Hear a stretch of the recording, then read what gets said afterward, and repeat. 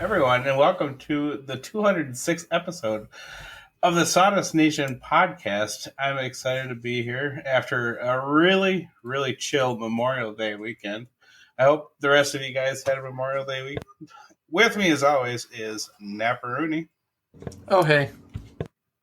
Oh, hi. And Josh. Josh from Love Country Woodworking. And that nap, the hey you heard, is from Naps Naughty Works, LLC, if you're wondering. Oh, yeah. Sorry. I'm already spicy. You guys are absolutely terrible at these introductions. Oh, my God. You think after this sir, episode, you speak for yourself, sir. Come on. I teed that up for you, and there you are, just staring at it like a dead fish. Well, I mean, yeah, I'm also doing something else right now, so yeah. Ah, see? Okay. Pulling up the patron because, I wasn't fully ready. We just kind of started, No, we're all on a little cloudy mind break. I don't know about you guys, but my Memorial Day weekend was nice and chill. Yeah, we had some company over, and we had a cookout on a day. But for the most part, it was just the family, and I am absolutely thankful for that. I got some quality time working on Betty. A lot of, 3 steps forward, 2 steps back type of stuff, but I'm getting her pretty dialed in. I'm kind of excited about that. Hey, Stan's in the chat. It's going to be a solid episode when Stan is the first comment. Just saying. Of course. So it sounds like you had a pretty good Memorial Day, kind of kicking it back with family. Get any shop time? Not a ton. Like I said, I was able to work a little bit on Betty. This time around, like I said, I'm doing a lot of more customization with the framework of it, just so I can allow myself more mobility when I have to do adjustments and that type of thing, keeping it all flat. So I got oversized the holes. I put new bearings in 2 of the wheels, which, by the way, I figured out why one of my wheels was cutting. I will get to that a little bit later, but I want to say she's like 75% there, so I think I'm going to be making wood chips by this weekend. I'm pretty excited Nice. about that. It's a pretty good turnaround. Yeah, she's long in the tooth for sure, but I know enough about robotics and fixturing that I can get this thing dialed in properly this time. Because I will fully admit, when I put her together for the very first time, it was my first time, right? I had to be gentle. First time every time. I wasn't gentle. Exactly. So the first time I put it together, I checked most of the boxes and I got her relatively flat, but that's not what I'm doing this time. I want to make sure that she is 100% dialed in. So, yeah, like I said, it was good just spending some quality time, like really tweaking certain things about her that I never really considered before. So, nice. Mostly just getting the Y rails absolutely dialed in. And this time I used 3-2-1 blocks. I don't know if you guys are familiar with these, but anytime you're doing custom layout work, these guys are super handy. They're machined blocks. They're exactly 1 inch by 2 inch by 3 inch, and I swear by these things. They're so helpful. But yeah, so like I said, I got the Y rails all completely dialed in. I got the tension right where I want it, so now I'm going to start working on the X rail. Hey, Tim, what's the tension like on your belts for your Shapoko, if you don't mind me asking? What is it like? I mean, there is tension, I guess. What's your metric? So you got guitar string tight, and then you got slop. So somewhere in between. Like I said, okay, I never had it super tight before, and I think that served me well. So what I will tell you is from experience, and I use this based on, and this is really generic. Well, not really generic. It's kind of out there and kind of stupid because I use what I know. So on F-15E Strike Eagle, we install what's called 1760 cables. Okay, they're connection between the aircraft and the bomb, and they communicate. Okay. Well, that cable gets hooked up to what's called a bail bar. It's got a loop. Okay, and the loop goes on the bail bar, and it can only be so much. Well, the tautness or the tightness is a finger between the bail bar and that string. So anytime I did my belts, as long as I could fit a finger under the belt, I knew it wasn't too tight, but I also knew that it wasn't too loose. So like if I'm able to just slide my finger right under there, way too loose. If I got to pick the belt up a little bit and go and I can feel the tension, then I know it's tight enough.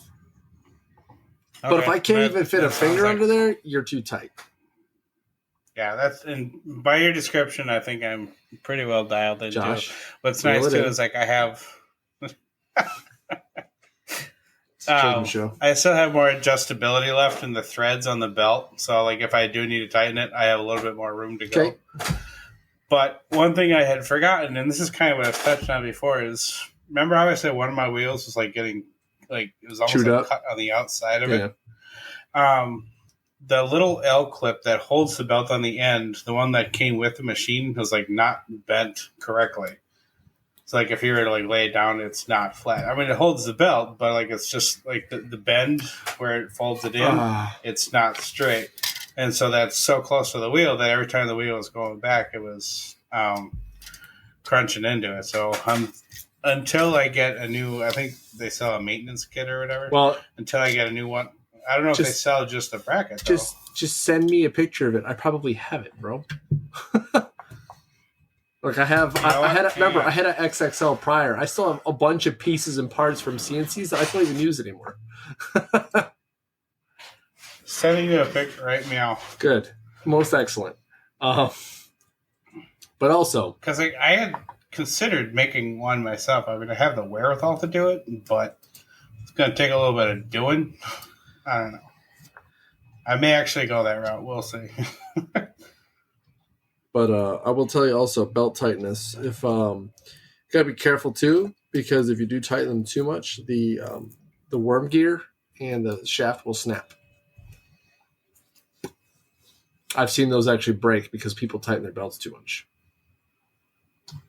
Yeah, it happens sometimes. Okay. It hasn't, like I said, I've never seen it under strain. Like even like the first time that I put it together, I had worked with like you said, belts and guitar strings before, so I kind of had an idea of what was too tight. I just kind of backed it off from there. I mean, I figured as long as like it engaged with the stepper motors, you know, that pulley on there, and like had no chance of slipping off, I didn't really feel the need to go beyond ridiculously tight. That's probably it's a good idea. But yeah, so like it's just taking a fresh look at this thing has been pretty cool and like pretty darn therapeutic. But yeah, so what's going on in your shop there, Napa? We're going to me now. Okay, well, Napa's back. Tell a friend. Well, okay, so that was actually from the other podcast. So I actually, So you were a beater on the bench. I was, and I'll talk about that here in a little bit here and why my name is that. I actually should change it, honestly. So shop wise, let me tell you, boys. When I tell you, so I go to school next week. I leave for school Sunday. In fact, I go to Wichita, Texas. Wichita Falls, Texas, for a class, and I'm trying to meet a goal of sending everything I have left on my plate out by Friday, Saturday latest, because there's still mailing times on Saturdays. So I've been working 2 shadow boxes in tandem. I'm a newbie. I'm sorry. It's his first podcast. Working acrylic sign, which I'm currently putting pieces in right now because unfortunately it's very time consuming. And while we talk and I listen, I can do that at the same time. You know, just kind of being very efficient here. And then I've got a couple random jobs I got to do, and send them out. So all of that being said, those jobs are relatively time consuming, as I said. So this acrylic sign, this peeling the pieces and the stuff off, putting things together, you know, that takes a lot of time. But then so do shadow boxes. So there's one of them that I haven't even built the frame for yet. However, it was something I'd already pre-manufactured, so I just need to cut the angles on them and put the box together, essentially. I already stained everything. I still got to cut the stripes out. But realistically, between angles and stripes, that thing is ready to be assembled. So pretty excited to get that done. But one is local, one is shipping. The Coast Guard one is about done. I actually got the acrylic in today for it. I'm not going to put the acrylic in until I finish the wood with lacquer and the wax and all the stuff I'm doing it, because one thing I've noticed is that it takes me extra time to tape off the glass again to put stuff on the wood. So I'd rather not have to do that. I'd rather just be able to be happy with the way the wood looks, glue the glass in, package it up and send it on its way, and then he can peel off the final layer of glass on his own. I'd rather do that than what I typically do. The Coast Guard box is actually sitting here currently. It's to my left. If you can't see it, in my bottom left, probably your bottom right. I really don't know which way you can see it, but you'll see a part of the Coast Guard emblem there in the corner of my screen. And I'm actually kind of worried about this one. Not because of how I built it, but how UPS is going to treat it. Because, and you want to know what? I'm gonna pick her up, because I just like handling my wood. Oh, Lord. Okay. Oh, yeah. There's a lot of big bitch. Little things kind of cantilevered off to the side Okay, there. so this is the only thing I'm worried about on this entire thing. This is solid. That's pretty solid. In the center is solid. It's these. I'm going to build structures that go under them in the box. So if they take impact, they have a place to fall back on or to absorb it. So have you ever used that expanding foam? I'm not. packing? To me, that's okay. It's not cost effective, because what's going to happen is spend all that money on freaking shipping, and I'm going to be out money on that. I've got ways of doing it. I've built things before that have similar pieces like that. I'm going to take pieces of cardboard and build boxes that go under the anchors in the tops of the anchors. So that way, if somebody does happen to press down on it, it'll fall back on that. But if it's not going to be cardboard, I'll probably take scrap plywood. I've been kind of getting into the whole. If I don't want it to get destroyed, I put a lot of extra time into it. Like, mind you, the coin rack I made a couple weeks ago, and sent it out. It got damaged because I didn't think it was going to be dropped and messed around the way it was, because it was a rectangular object, and they somehow found a way to damage it. So this particular piece, especially, I'm going to have the box built. I'm going to put pieces of plywood all the way around the interior of the box so that nothing can puncture the sides. I'm going to build cheap plywood boxes that go under each piece, like I said, and it'll absorb a lot of the impact. And then the glass, I'll put 2 slats over the glass so it doesn't. So if they do stack something on it, even though the box will say clearly, do not freaking stack, it'll have something to keep from pushing through on that glass. So you can put those cones on top too. Does that help? So I don't want anything to have any kind of pressure anywhere near in the middle of the glass. So I'll put the slats completely across it, so that way the weight is dispersed on the frame rather than inside of the actual plexi itself. No, I mean like on the box itself. Like they put like those cardboard cones. They're taped to it, and it says on the cone itself, "Do not stack on top." Yeah, they don't give a shit about that. Come on now. Oh, I don't give UPS that much credit now. I mean, I've only paid out over $1,500 in shipping claims because they don't know how to handle packages. So, and that's between three, by the way. Luckily, both of them were able to be fixed because one guy was able to take it to a local maker. It was a shadow box I made. And then the second one was this coin rack, which dude has the know-how. He wanted someone else to build it for him. So yeah, there's that.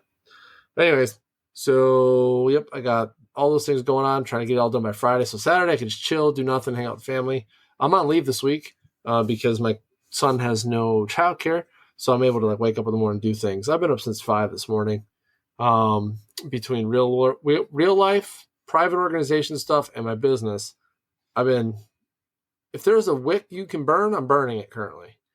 And that's okay, because here's what's going to happen. Woodworking is going to pause for 2 straight weeks. I have no way of doing anything while I'm in Texas, which is good for me. I'm actually happy about that. Not because I don't enjoy what I'm doing, but because now I get a small break from the shop, and I can just worry about work stuff and private work stuff, which even that's coming to a slight pause because I've already almost completed my pieces of the puzzle, if you will. And with that being said, it's because Master Sergeant results came out, which is the rank that I am. A bunch of people with the rank below me made masters. So we're doing a release party for them. I will be there for it, but I have parts to play to make sure that goes off without a hitch, blah, blah, blah, blah, blah. I made a bunch of last minute plaques. So get this. So I'm a glutton for punishment. It just am. It's just what it is. But when I could take a piece of scrap oak or a piece of scrap cherry and make a set of stripes, I'm going to make a set of stripes because that's easy money. And it don't take no time at all. I'm going to cut this out in 3 minutes, not even. Throw it on a laser. 30 minutes later, round over the edges, sand it, spray it, logo it, wax it, send it on its way. Like it doesn't take no time at all. Like probably 30 to. If I'm actually talking all total work time, so 30 minutes on laser, 45 minutes in total, probably, because lacquer dries super fast. So I've never used lacquer, but it's good stuff. So I did a bunch of those too in the middle of doing all this, as well as random projects that have popped up for like a couple $100 here and there, which I don't mind those jobs because those are jobs that I know that I can do. Like I have a 24 by 24 cutting board I'm going to do. It's an edge grain cutting board.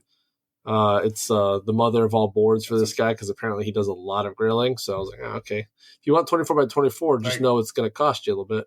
Inch and a quarter. 2 inch, 3 inch, Inch and a quarter. Oh, I would give it a little more girth if it's going to be okay. That big. If they've got the money to do it, sure. You know. Okay. Just like the thinner it is, especially if it's edge grain, in my experience, like they have a tendency to tater chip a little bit. They do. Just saying. And I've also found ways to counteract that. Things I've thought about because I've made a few. I've made a few cutting boards in my life. There is a rock to some of them, depending on the grain of the wood. Purple Heart especially because it likes to twist as soon as you cut it. Love it. But cherry and Paduke and walnut typically don't do that. You'd have to have a really curly piece of walnut for it to really do some crazy stuff. So luckily, I don't have any of that. Luckily, it's all straight and relatively flat. And then most of the times when you have things like that, and I'm cutting it in strips and turning it sideways, I'm going to plane most of the curve out of it, and I'm not going to have an issue. And then when I do have an issue, I use the feet. I'll shim the feet if I need to when I screw them at the bottom of the board, which typically counteracts the wobble that you speak of. Yep. But outside of that, just life in general. Like I said, burning at 3 different ends right now. Josh and I had a conversation about offering people options. I honestly, I don't know. I know this. Okay. Like I know this, but I spaced it because I was busy. I think I answered at least 15 messages in the time that I talked to this person and didn't offer anybody the double option except for like 2 people. And one other person actually took the cherry option, which was cool. So I was making those stripes. I made a bunch of oak ones, and they didn't engrave so hot. Well, some engraved good, some did not. One of them engraved kind of uneven. They asked if I wanted them to return it, and I said no because I really have no need for it. You know, it's my bad. Typically, I don't miss things like this, but I did because I was grinding, getting through things. Really didn't take a close look at it, and I rectified the situation. And they even recommended me on Facebook through our base page. So I did the right thing, replaced the product, no extra cost, not a big deal. And again, it was scrap. You know, well, what I call scrap, it's still good wood. It's just an off cut that I can't use for something else. Okay. But yeah, I'm going to school. So like this big old 24 by 24 cutting board, are you going to do like multi-wood? Are you going to do an inlay, laser engrave? Like they don't want anything special yet that I know of. So far, it's just a board with an engraving. I will talk to the customer more and more on that. But currently, spouse is deployed, heads other places. Priorities aren't necessarily just on that cutting board. As I talked to that person today about it, so they're like, "Oh yeah, I spaced because X, Y, Z." Like, hey, don't be sorry. Like I'm trying to provide the best customer service possible by being able to provide what you want sooner than later. And she's also a businesswoman herself. She sells sourdough breads and things on the side, which I think is pretty cool. I actually want a loaf of her bread, believe it or not, because she used a wood whisk I made her. It's a sourdough whisk. I never knew what that was. She uses it to this day still. It's been about a couple months, and she says it works as strong as can be. I was like, heck yeah. So she's going to post that on her sourdough making pages, and I'll get to probably make a couple more of those. But there was something I want to talk about. I could probably talk about beat around the bench after the fact, so Josh can talk about his shop. Because I know we were talking about something, Josh, beforehand. You asked me about 22.5 degrees, and that's significant in my brain right now because I feel there's a story behind this, and I kind of want to hear the story if it's a podcast story. It's half of 45. But before he gets into that, it has to do with an octagon, and the only reason why he asked me is because I had to make an octagon for the first time for a shadow box. It actually wasn't that bad. It wasn't that hard. I think the angle was off by a tad because some of the joints aren't like perfectly flat, but it's nailed, it's glued. I tried to pull it apart. Good to go. Solid. Yeah. But anyways, so Josh, tell us about your shop, 22.5 degrees. I think that should be the name of the episode. And what's going on with that? So I messed up. Oh no. So I've like this kind of mess up? No, my length and girth is pretty good. What I'm referring to is more timing. So I have 2 projects left that are on the docket that are paid for. I have a couple other that are just a simple plaque I got engraved for local, which as a friend, he's not in a hurry to get it. No big deal. But one of the projects apparently did have a due date, and I didn't think it did. And Heather brought it up to me yesterday. Yeah, I think yesterday. And told me, hey, are we going to get that shipped before the 1st? And I'm like, what do you mean before the 1st? Not aware of any due date. There's a due date. So I am grinding in the shop to try to get this shadow box out, to get it there in time. It's going to be they're within 6 hours from here. So I'm hoping that distance actually helps me with shipping time. Probably not. But yeah, so there's a couple of things that have gone wrong with this project that are probably my fault, which I'll take full credit for. So I've talked about the Navy shadow box I'm doing a couple of different times, and it's been one of those projects that we talked about. They forgot, they came back, so it's just been this long back and forth thing. And well, it wasn't really. The due date was mentioned one time in the very beginning of that conversation. So now they've checked in a couple times. I said, hey, I'm working on it, and I have been. But when they sent me all their stuff, I had to basically throw away what I had and start out fresh. So it's been a process. Kind of making excuses, but long story short, it's due the 1st, and I had to get it there by then. I have everything cut out except for the background acrylic. I think I'm so thankful for this community, and especially Nap. I'm like, hey man, I need you to tell me this answer. Something I typically don't do for easy stuff. And he gave me some crap. He goes, why look would it up. Look it up. I was like, you did Google. You look on Google? Yeah. And then he told me, and we kind of had a laugh about it, but like, I needed that in that moment. I needed someone to tell me just an answer because like I have a problem when I do the backer of my shadow boxes. I'll self-guess the angles 100 different times. I'll sit there and I'll do take scraps and try to make it in the scrap. That way it fits. And he came to a rescue. And honestly, because he did that, it opened up brain cells for something else. Which honestly, I can't think enough. It's a simple thing, but it definitely helped me. So I was able to basically get everything cut out, everything except for the 2 things I mentioned. Right now on the laser, it's lasering the front, which is something I usually don't do, but for this particular one, it's just what the client wanted. I was going to try to do some 3D work on it, but I just don't have the time anymore. So that's going on. I was going to bring up my security camera in there that watches over the laser, but apparently at some point in time it fell. So the only thing I get to see is the ground. So for the ones watching on here live, you see me get up and take a look. It's just me praying that it's going to work out just fine. Which I'm sure it will, but it's very tight tolerances because it's much like naps without the anchors. You have a very thin border. And then you have words and like a rope, and it needs to all be aligned perfectly. So I did some extra stuff on there to make sure that could be a thing.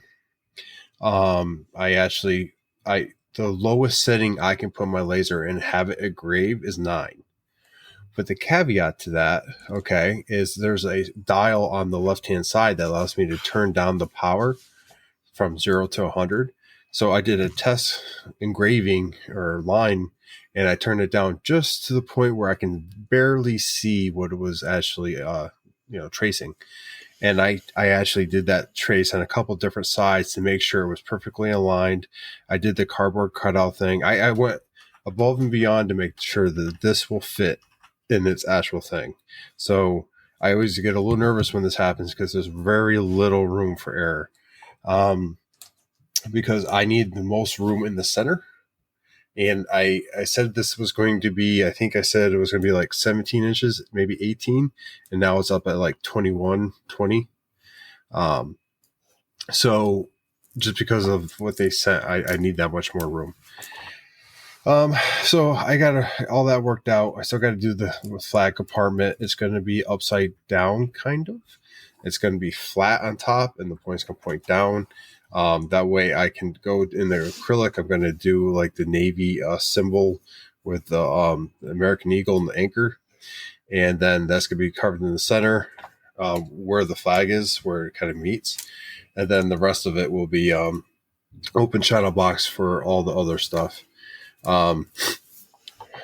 But yeah, so my plan is to try to knock this out and be ready to ship by tomorrow afternoon or early or latest today's Tuesday, Wednesday, Thursday morning, and try to get there before Saturday. So you're overnighting this, aren't you? Pretty much. I am not making any money on this whatsoever, at all, not a dime. I'm probably actually going to be end up paying for it. So, my own fault. That was a question, Josh. What did you learn about shadow boxes and getting things from the customer? So I don't like putting things in shadow boxes because I just don't. To be fair, she gave it to me end of April, middle April. So I've had time. I've been really busy. If you don't know this, most people do. I'm going through a lot of BS right now when it comes to like home and work. And I say BS in a general sense. I just have a lot going on. I've been slacking on social media. I haven't been taking new orders because of it. If you know anything about me and my love of woodworking and this podcast, it takes a good amount of my private life to get, do all this. That's one of the reasons I appreciate everything you do, bud. Well, this is one of the reasons I'm going in the direction I am with the shop and whatnot, is to try to make more time for other stuff. Have money sitting on the shelves and just send it out, essentially. Yes, it's not exactly the business I want to go for doing, but it's something that makes sense for me at this time and place. That kind of dives into the mallets. I have not shipped those out, but I just ordered the boxes and they should be here Friday, so I can get working on that. Just a whole bunch of things. Some of the things I took really high priority in my life before I moved has kind of fallen to the backside just a little bit, just because of those items I'm talking about. Work is hectic, and I'm not trying to find excuses for anything, but we went from 10 people down to 4, and most of the time 2. And that's a big change. So hey, Josh. What's up? See, I have a thing for you here. So you're telling us sorry, and you're telling us that I'm not trying to make excuses. So what I'm going to tell you is this, is excuses are reasons you give when there's something within your control. Life is when there's things you can't control that occur that unfortunately force you to do things that aren't necessarily conventional.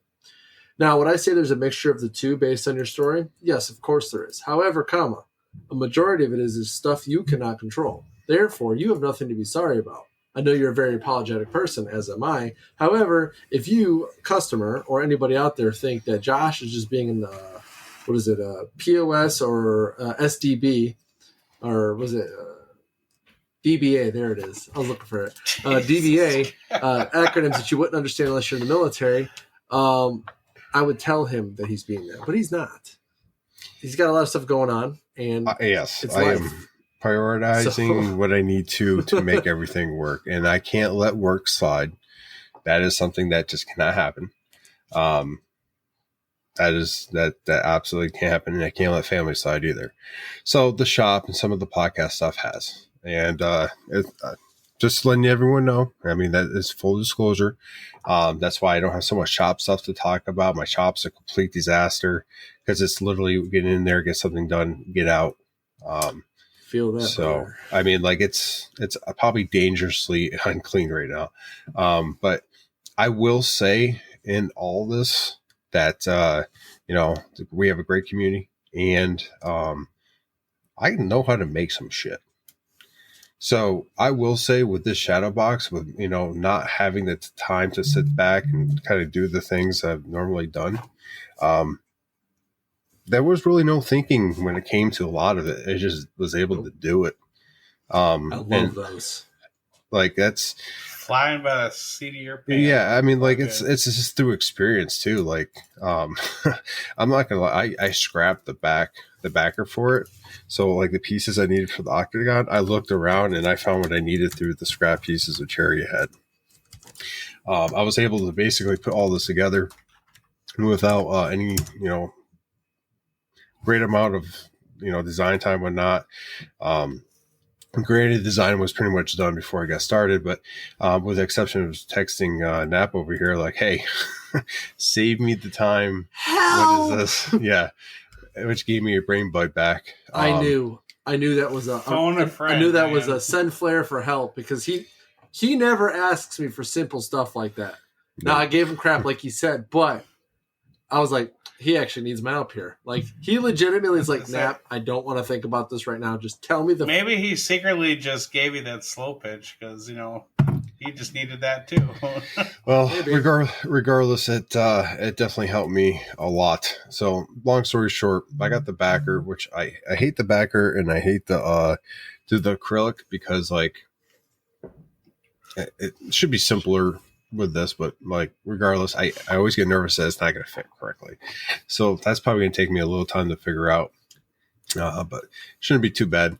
And then because I got all the measurements, all my shadow boxes are the same. I have a eighth basically dado built in for the acrylic, and then I do a 1/2 inch rabbit ear for the backer with all the materials and stuff. So all those measurements, I've done so many, I didn't need to look up or anything. I already had it, no figuring out there. I already had my dado stack essentially marked. I marked my dado stack so I know exactly what blade and spacers I need. So I just put them in there without thinking. Nerd. I have. No, he's planning. That is a plan. I have. I salute you. I forget what they're called, but they're like, I have a like 1/8 inch, and then like I have a 1/2 inch shims, or like little magnetic things I got online that I use for my blades that allow me to find the depth of the blade without even really thinking about it. And then everything else is just praying I don't cut another tip of my finger off. So it was pretty simple. Yeah, it was definitely not. But long story short, it's going well. I'm in the shop. I'm trying to knock this out. I went from having plenty of time to having no time, all due to not planning ahead. But I've been taking care of myself and been taking care of my family a little bit better. I've gone fishing. I've actually taken time to get some sleep, which wasn't really a big thing there for a while. So I'm trying to find that balance. We talked about that a lot through the years on here, about balance and how to make sure you find that. That changes. For me, it changed when I PCS'd. New job, new location, new family dynamic. Oh. Can't even talk. Nope, can't talk. Dynamic, folks. Dynamic. Dynamic. Got you. Anyway, I did a lot of talking today, so I'm a little bit tired. But long story short, things will get, they go up and down. You get busy, less busy throughout the year. So hopefully, my hope is I'll be back on Instagram and I have a better balance with new shop style. I just gotta knock these last 2 projects out. Which the clock project. Lord. when I have been letting things dry or things are in the laser, I've been working on that, trying to get that knocked out. And the little chest for the, I went ahead and removed all the stain. Well, he did a really good job staining. I will say that. I mean, he put it on pretty thick.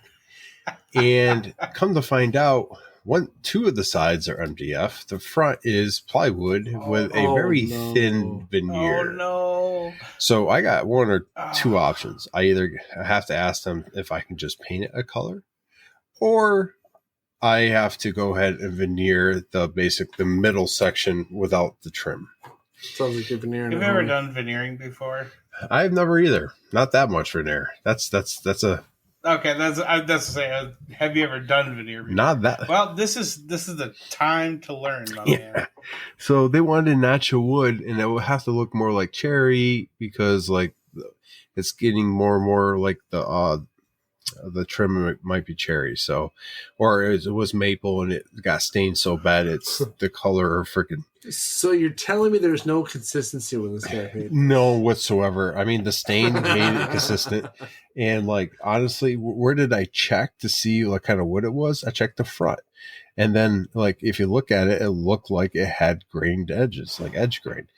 I was fooled. Like, you got me. Stupid me. But, it's going to look good when I get done, regardless of like, if I had to veneer it or what have you. I think paint in this would look a lot better just because it would be more of a, it would look better. Really? But, because of the different types of material, I would able to paint and it would match pretty evenly throughout versus if I veneer it, then I have to try to get close to the trim when the trim is kind of off. If it is maple, I can't sand it down too much because it has a lot of fine detail. So like there's going to be a happy medium there as well. It's going to either need some stain when I get done, or it's going to need some paint, one or the other to make it work. So I did that. I've done some swatches in epoxy to basically see what kind of style epoxy. We've talked about what she wants, but she wants some like, she wants something to see to make sure it's what she wants. I have a feeling that she's not going to want to use the gears that I took apart painstakingly and cleaned, but more like gold leaf in the epoxy. So we'll see how that all works out. But yeah, trying to finish these projects out. And then when I do that, I can really set my sights on different products.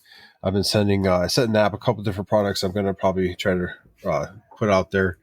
And it's all things I can flat pack. And like I'm really getting excited about that because instead of, going out there and rushing, I can make, when I have time, go out there, I'll make 10 different items, put it on the shelf. I can post those up for sale. And when they sell, they sell. When people are like, hey, I'm in a rush and I need this. Okay, this is what I have. And go from there. Well, that's when you tell them this is what I have, or you don't tell them what you have and you charge grocery. Yeah. Well, I mean, it's really, it should open up some time. And then I have a lot of different things I would like to do for myself to kind of advertise the things I can do. Because, and Nat, maybe you can speak to this too. There's a wide range of things we could do in the shop. Tim, you just the same. Like, we could do a lot. We could offer a lot. But a lot of times we don't get to showcase that because people don't want XYZ or they don't want to pay for XYZ. Doing it this way is going to allow me to kind of advertise the things I can do. Like, hey, here's a Squadron patch, all in acrylic, that you can put up. It has lights, whatever. But yeah, that's shop talk. That's why I needed 22.5 from you. And that's why I'm sitting here trying to talk and running in and out because I'm getting stuff done. And it feels good to get in the shop and do stuff. But I do not like the last minute stuff anymore. I am over it. So. Yep. And that, sir, is why I am personally getting this stuff done before Friday, if I can. Saturday again latest, but Friday is the magic day. Because I actually don't want to touch any of this for 2 weeks. I've also got a big job apparently coming up, possibly, but I'm not 100% sure. But apparently I might be making some signs for our sponsor. Nice. Follow that Very up. cool. And that, So not only does he do R&D, he also does advertising. yeah, Or he assists with advertising. yeah. But obviously they're paying me for that. That's not free work, okay? Because believe me, I love the company, but my bottom line's still there. Yeah. Those bills, the bank doesn't go away. No, it does not, my friend. But I don't know if that's actually going to come to fruition yet or not. We're still in the midst of planning it. But like what Josh was saying, though, like there's a bunch of stuff we haven't gotten to showcase. Honestly, this is the second. Like right now, I'm peeling. This is the worst part. Peeling all this acrylic stuff off of here, and I've got like nails that are working but not working at the same time. There's gotta be X-Acto knife. You take a X-Acto knife and you slip it under there and it peels right off. You're probably right, and I'm just being a stubborn asshole about that. I mean, stubborn person about this right now. But either way, or he'll stab himself. I'm also messing with 1/16 or 1/8. Hang on, 1/16. Yeah, 1/16 inch acrylic, which is very thin. Already a pain to deal with.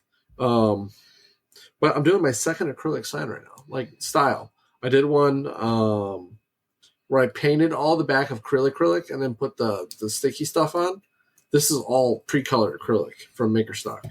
So I was like, I'm gonna see what see what this looks like, and it's all going okay so far. However, there's something about it I don't like. What? You think you could pull off one of those like bar mirrors where they have like the beer logo inside like a mirror and stuff like that? Like wood housing, stuff like that. Yep. I figure like if anybody can pull that off, it'd be you guys. I mean, once you start working with acrylic, you could do anything with it. It's just like wood in the sense where like once you learn how to work different types of wood, you're able to kind of you learn how to manipulate it in the ways you need to. That's why I like acrylic, because I don't like painting. And I think that there are some people out there that paint and it looks fantastic. When I do it, I can never seem to get what looks good to me, and it's always something off. With acrylic, there's no ifs, buts, or what. It's that color. I mean, like, right. Even if you do paint it, it looks good.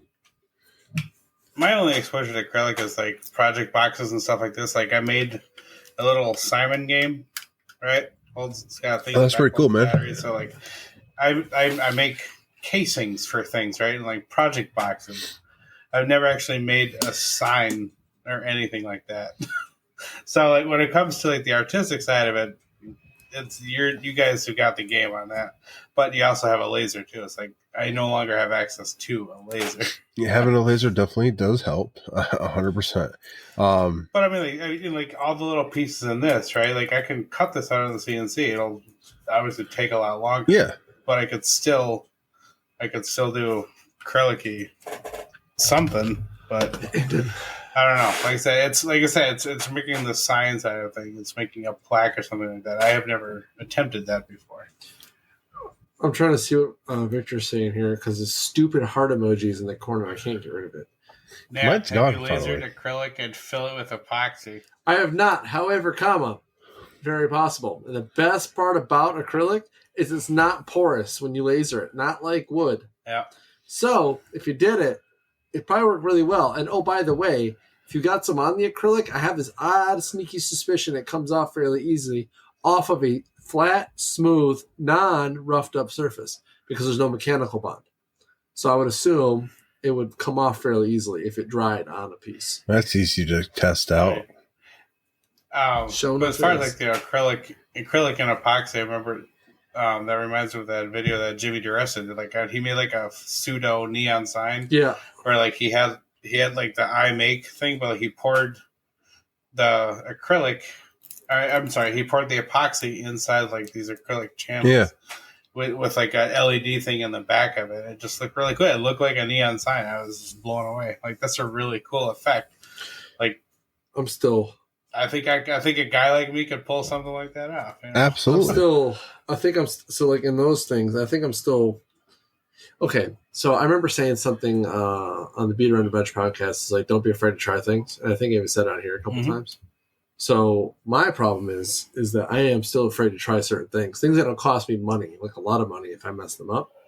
Acrylic is not a lot of money, but it's still costly and it's not readily available. So I am a little still sneaky suspicion of being scared of this stuff still. However, this particular one, I said, screw it. I'm going to try it and see what happens. Working out okay so far. However, I've had to order more acrylic because, well, I accidentally ordered the wrong basket. I only set up like 3 baskets on 3 different things and ordered the wrong one. Idiot. God, Nap. Makes sense. I would say if you live next to a sign shop, I can highly recommend dumpster diving from them. That's what I'm sitting on. They have a lot of acrylic in there. I'm telling you. Or I can just ask. So, like, currently, this is what this one looks like. Nice, dude. That's cool. Okay. That looks really good. But now here's my Patreons, you are lucky if you can see this. Now here's my question. That is amazing. So obviously this is all black, by the way. The brown is black outline. Yes. I'm not gonna pull that away until I didn't laser etch my logo on the back yet. So I'm gonna put this on a laser bed, and that's what's actually gonna keep it from touching. So, but my question is, and I'm gonna ask you two since you're here.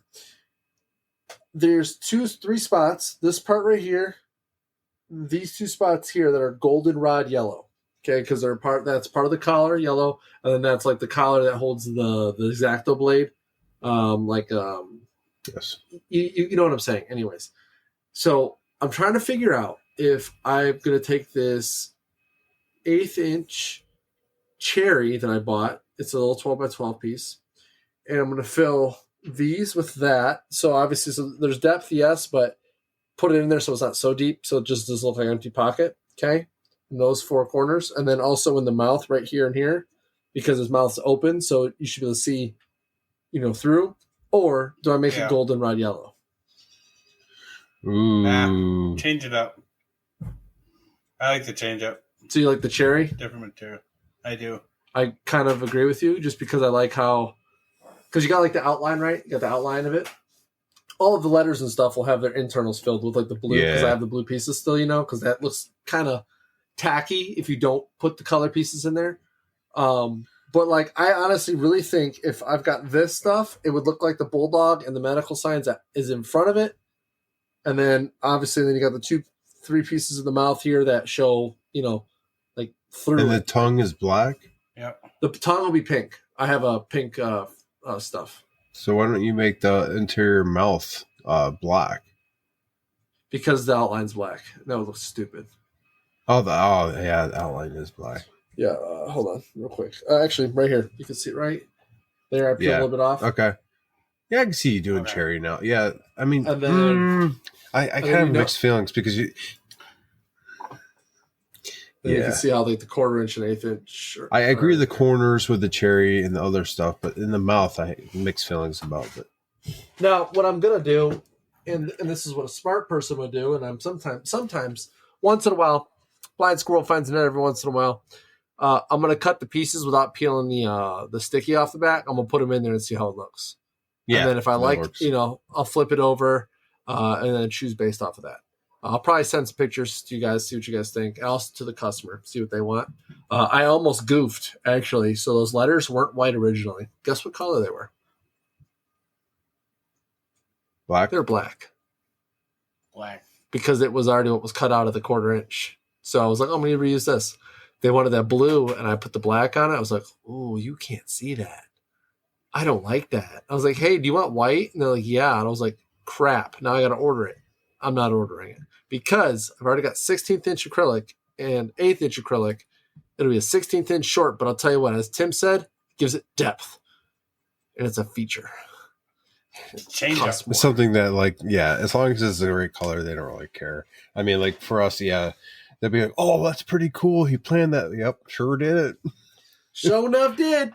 But then there's one last thing I'm going to mess with on this because they irritate me.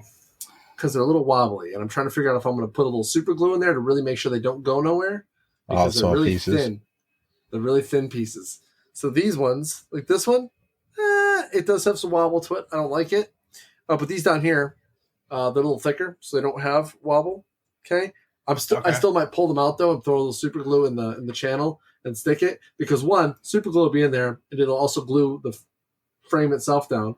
But also that piece will never go anywhere ever. So, I've done that by before. the way, and if you do that, folks out there listening, if you put super glue on acrylic, make sure it's a little, not a lot. Because if you put too much, you'll push that piece in and super glue everywhere, and good luck cleaning that up. Yeah. It's not easy. Just the bottom edge. Yes. But real quick, Beat Around the Bench podcast. So I do want to talk about them just a little bit, not a lot of it, because you can go listen to the episode and figure out what we talked about. I just listened today, and it was fantastic, dude. You did amazing at trivia. Yeah, I am the trivia god. I am now the new record holder on the Beat Around the Bench podcast. 37, right? 35 or 37, something like that. All I know is they got into, so where they got me was when they got past the first 30. Because the first 30 were easy. I was like, okay, cool. And then I was able to explain some after. Because where a lot of people mess up on their podcast and their trivia, they try to expand during the trivia. Like, no, this is a game. Like, I'm here to win. Okay? Like, I was ready for it. I'm going to go the friggin' distance. So I went into it, and then they got me, like, what was it? If your life was a genre or movie, what would it be? And that was where they got me at the end. I was like, ooh. Because it could be horror, because sometimes my life just sucks so bad it could be in a horror movie. But then other times it'd be a comedy because I'm one funny-looking dude and I do a lot of dumb shit. And then there's other times it could be sci-fi because my brain's out in the middle of nowhere. So, it could have been anything, really. But I picked comedy because I have a really funny-looking face. Go figure. But then, we did Bourbon of the Week and stuff. They asked me my take on it. I don't know how to, like, taste I taste it, okay? Like, I know what the notes are. It tastes good. I don't, like, do the whole, like, oh, yes, it's got a bit of common notes and beautiful and blah, blah, blah, blah. Like, I don't do that. It's earthy. Yeah. It's earthy. Yeah, earthy. Yeah. But then You say that every time. Everything he drinks. Yeah. It's so earthy. I would say, I'm going to regurgitate terms that I've heard before now, and you're going to be impressed. Well, so when Colton, he comes out, he's got his description. And I'm going to tell you something. Colton from Colt Crit, that dude's got some funny descriptions. Like, honestly, they're spot on, though, of the bourbons when he drinks them. So there's that piece that we did. And then they asked me a trap question. And it was, tell us about Sausage Podcast and how we're better than, yours is. And I'm like, okay, well, first of all, that's a trap. I'm not falling for it. Yeah, but well played. But what I did say was like, well, it's not that we're better than each other. It's just you guys do something different than we do. So like we cater to the, beginner woodworker, whereas you guys are informative and teach things like, for example, they do Wood of the Week. They do the trivia. They do that stuff, right? The trivia is based off of random things. And then they'll do questions against each other. I forget. That's not trivia. That's rapid fire. Trivia is where they ask about the wood and like what would you use, or what would you rather use, or whatever the case may be. And so like we learned about a bunch of different woods this past time around. But there was one. What was it called? Angico. It looks like Angico. Yeah, Angico wood. It's a really, really hard wood. And it's like ridiculously like hard. 3,000 floors. Looks beautiful. Yeah, the Jenga Jenga scale, 3,000 plus. I forget the exact number. It was about 3,000. It's harder than hard. Can you imagine sanding that? No, I can't because it would destroy the sandpaper as soon as it touched it.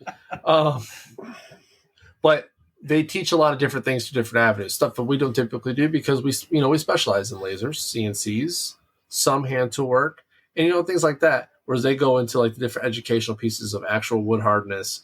They'll do something has nothing to do with woodworking, which is bourbon. Unless you ask people like Bourbon Moth, where bourbon is literally a part of his handle. Things like that. So I mean, it just all depends on how you look at it. But like Colton says, everybody love everybody, and we help each other out. That's just kind of how it is. I've said things about their stuff on ours, and they've said stuff about our podcast on theirs. It was cool to do the crossover. Eventually, they're going to want Josh to come over, and we'll bring Jess over. And then, Tim, you can go over and we'll bring Ross over. They're all funny dudes. Sweet. However, Ross is most definitely a younger version of Stan. Okay? Just saying. It's the other younger brother you didn't want. Right, exactly. I was the first. But no, so it was a good podcast overall. If you haven't had a chance to listen to it, definitely go listen to Top Gun and Mahogany Beat Around the Bench podcast. But it's their 59th episode. So give it a listen. Yours truly is hosting on it with them, and it was fun. It was a good time.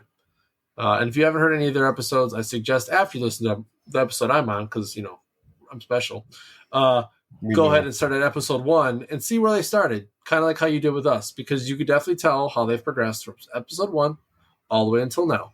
And I wish them the best, and I hope they keep going because they've got a good thing going, just like we do. But other than that, that was my. I am looking forward to the intra podcast softball match. So yeah. Speaking of Josh, so we're doing you don't know this yet, but we talked about the podcast. So we're going to go 3v3, and we're going to trivia against each other. So what's going to happen is they're going to listen to our podcast, and we're going to listen to their podcast. We're going to ask podcast specific questions to see if they can answer them, just the same as they're going to do the same to us. It's going to be good. I'm excited. I think we're gonna win. It's gonna be epic. Because we always see, like, I feel like, I don't know. I remember like really dumb like pieces of information. I don't know why, like things that stick out that you wouldn't think people would actually remember. Like, how many noises does Nat make in this particular episode? I think it was 6. But yeah, and honestly, if that was one of the questions, they would know that from 2 episodes, either this one or that episode when it actually happened. But it's going to be a good time. I thoroughly enjoyed it. But anyways, sorry, I've talked too much. I said too much. I had a lot to talk about today, guys. Like, typically I come here like, meh, shop work, meh. And I'm like, I feel like so boring. And today I actually had stuff to bring to the table. I brought the bread today, boys. I brought the bread. Okay? You did. And it was served up nice and crisp. But I didn't drink I enjoyed it. Oh. So I while he was talking, I actually looked up how long UPS ground for 2-day delivery would be $17.23. Are you using Shippo? I'm using Shippo. Highly recommend Shippo. That is with a 22 by 22 and 6-inch package that weighs 20 pounds. That is with coverage to cover the entire amount and a 2-day shipping. So that would be about $19, $20 for shipping. All right. So 2-day shipping though, if I ship it out Wednesday, that's Thursday, Friday, and then if not, I have to do overnight or next day delivery, which that gets up into a pretty steep price. But. So I'm still curious about this expanding foam for shipping. I feel like even just using great stuff, it would work out all right. Well, you got to figure how. It's a big package, Tim. Yeah. That's the problem. If it was like a 24 by 24, I could see that being super cost effective. This is a 36 by 36 effing shadow box. I got to get a damn near close 40 by 40 box. Right. I have to. I'm not saying fill the entire box, just like hit the corners, hit just the critical spots, not the entire thing. Okay, I can see what you're saying. It's like just around the corners, right? Like anywhere where there's like high impact, where it needs to be protected the most. Yes. Yes. Sorry, I'm in a funny thing. That's my guess. I don't know. Like I said, I haven't tried it myself, but I don't know how much a can of great stuff is. But like just what? I'm gonna go take shots in the corner. I'm gonna go take a look at that. Actually, now that you say that, you're talking about the stuff you just spray in the house, right? Yeah, like there's nothing to it. Like put it in like a Ziploc bag, like a gallon Ziploc or something, and freaking zip it up, and you could actually no BS. Yep. Before it hardens, form it to the spot you have it. Yeah, that's how all the videos I've ever seen it do it. Like they spray the bottom layer, and as it's like kind of filling up, they quick cover it up with the rest of the plastic, and they put in the thing, and then that layer finishes expanding, right? So then they put in the bag on top, and they hose that down, and then as that's forming, they again cover with the plastic, and then close it all up. Now that's a full cavity. What I'm talking about is like just the pieces, the corners. Yeah. Tim, I don't know, man. That's how my brain works. I'm gonna take a look at that, bud. I'll let you know how it works. I cannot tell you if I am for sure going to use that method or not. I will give her a go. I'll give her a go. Report back. I mean, Walmart bags are everywhere. You know what I mean? I'm kind of scared. I'm actually kind of scared because I feel like I'm going to waste some money here because I'm not going to do it right. Do a test piece. All right, boys. So, real quick, reporting back on stacking the acrylic.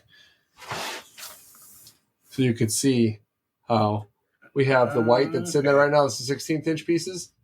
That little white piece is just below the black. Gives it that depth. Freaking money. I love it. Ship it. It's freaking heavy as shit. Imagine if it was all wood. Acrylics, not too bad. Yeah, no, I'm good. Oh yeah, I forgot. I got to do this thing too.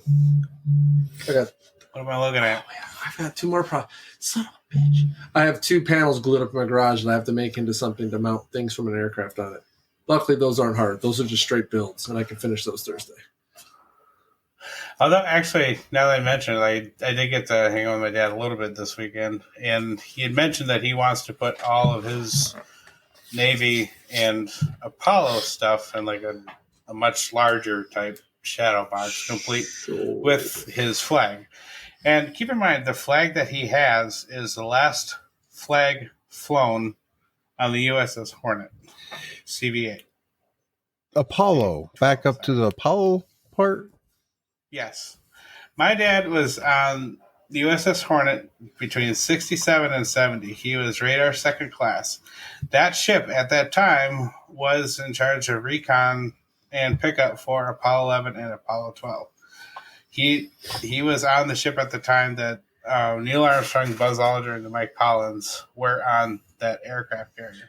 So he was. How the hell did we meet you, Tim? Because I'm trying to figure out. Like, this is.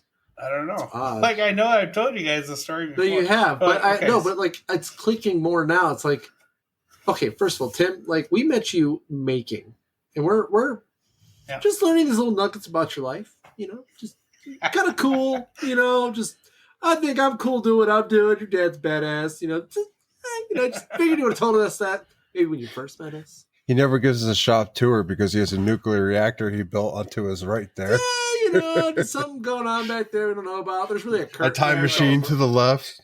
The third eyeball back here. No, but like, I mean, he's got like all this Apollo 11 and Apollo 12 memorabilia in addition to his Navy stuff that he all wants in one big old something. So we started kind of like. That sounds like a coffee table. Spitting around ideas, and that's exactly what I recommended. Like, hey, my buddy Knapp just like made like this baller coffee table chest thing. It's like, could we do something like that? Is that something that mom's going to be all right having right in the middle of her living room? He's like, I don't know, we'll see. Well, so you know how you get around that? You just make it and deliver it. Right, it's for your family. Send it, just send it. But yeah, like I mean, but the prize of the whole thing is like he has a picture of all 3 astronauts because everybody involved with that specifically that mission got this picture signed by all 3 astronauts. So like I have to make absolutely sure that this thing is going to be as flat as possible and like up front and dead center. You know what I mean? Yeah, don't jack that up because he'll probably kill you. Right. Well, the irony is like the picture itself is not in very good condition because he never framed it. He never did anything with it. It just kind of sat on his workbench at home. So it's up to me to kind of restore it. Nice. Yeah. So I'm stepping up. But yeah, so that was interesting. Well, interesting hangout session this Memorial Day weekend. I hope you guys had a good. It was kind of a rough one, but it'll be fine. But when you need help with Shadowbox things, let me know because I've got, I've got Facebook or Instagram videos that actually show you how to make a Shadowbox. So very good. They're on there. They're like in my earlier works. There's content. There's content because you made it. There's content because you made it. I gotta start doing content again. I mean, like when I'm in there, I do stuff. It's not like I don't. It's just I don't know. I want to try something different. So. I just don't care to anymore. It's so. Well, I enjoy doing it. It's just like, but that's time. It feels like I have no time, and when I do have time, I'm exhausted. So, you too. I feel you, brother. It's like, all right. Well, let's. In the essence of time, I know you got things to do, and I'm over here just sticking letters away until my life falls apart. Let's go and wrap this episode up. All right, guys. Thank you, as always, for joining us for episode 206 of the Sawdust Nation podcast. I had a lot to reflect on this weekend, but I will say, and I've said it before, keep moving forward. Keep finding the best perspective that suits you, because it's too difficult to get stuck where you are. Nap? Kelly said you had a lot to reflect on. I reflected a little more than normal this time around, just because think about the people and you see posts and stuff on Facebook. Yeah, I miss some people, but obviously they were called somewhere sooner than us. It'll be there one of these days, whether it's Valhalla, heaven, probably in some cases hell for me, because I'll tell you what, I'm a maintainer. I'm pretty sure there's a special place for us there. I joke. I fit the trifecta then. I'm in trouble. Yeah. But it was an okay weekend. I know that this week is going to be better. So tomorrow I know I'm quite busy, but Thursday I'm going to take my son out fishing. Don't care what my position is in the shop. We're going to go fishing because it's just going to be me and him. It's going to be me and him all week. So I'm going to take him out fishing. He's been asking about it. I did catch, 4 smallmouth and 2 pike this past weekend. Not keepers, but I caught some. And so I figured I'd take him out. But anyways, I never realized, well, I do realize, but you never realize sometimes how fortunate you are despite how much you might be doing in the shop or how bad things might be. I'm fortunate enough to wake up every day, see my family. So I think that's good enough. And when I think my life's hard, I just think about the folks that aren't here and those people that are actually probably in a lot shittier situation than I am. So count your blessings, folks. Be thankful for what you have, because you know what? It could always be worse. Other than that, keep taking care of each other. And I'll talk to you guys next episode, or if before then, hit me up in the Instagrams. Josh. The Grams. So you guys hit on a lot of great stuff. I'm not going to go ahead and say my own piece when it comes to all that, because you said it all. Just like you said, take time, reflect, think about what the holiday actually meant. With that, hope you enjoyed the episode. Hope you enjoy the future episodes. Go make some sawdust, and Sawdust Nation podcast out. Out. Oh, damn! I tried. I really tried. I was like, wait for it. Like, normally he pauses. Sometimes he doesn't pause. And damn it, he went right into it. I can do a countdown. Ready? We'll do on 3. You're supposed to do it out loud, you shithead. Come on. You do it out loud. Look so up. Audible, no. Yeah. Go again. Yeah, right? 1, 2, 3. Ow. Wow, that sucks. Yeah, I'm not drunk. Never again. We're done with that. Stop it. Okay. Thank you, Patrons, for joining us tonight. We love you guys, and we will see you next time. With that, Sawdust Nation podcast. Oh, out.